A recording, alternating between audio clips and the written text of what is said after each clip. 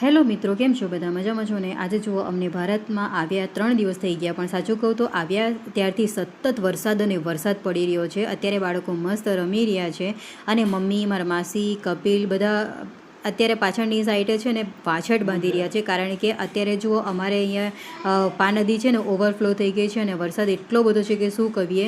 અને રસ્તા ઉપર ભારે ટ્રાફિક જામ છે, 1 કે 2 ગાડીને જ આગળ વધવા દેવામાં આવે છે, એટલે લગભગ 5-6 કલાકથી લોકો ટ્રાફિકમાં ફસાયેલા છે. અને ગઈકાલે ગુરુવાર હોવાથી જો શાકભાજી મંડી પણ સારી રીતે લાગી જ નહોતી અને ઉપરથી એટલો વરસાદ પડ્યો કે વાછતનું પાણી અમારા રસોડા સુધી આવી જાય.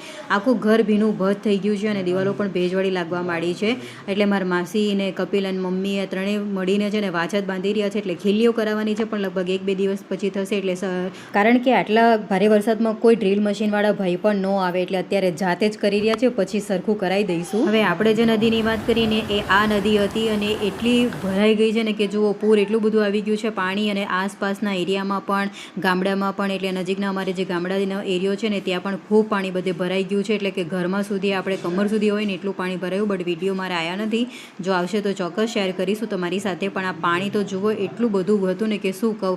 સાંજે મંડી ભરાઈ જ નહોતી અને લગભગ 2-4 દુકાનો લાગી હતી, તો મારા હસબન્ડ શાકભાજી લઈ આવ્યા, જેમાં રીંગણ હતા, ભીંડા હતા, અને મરચાં, ટામેટા અને બટેકા હતા, એટલે લગભગ 2-3 દિવસ ચાલી જશે.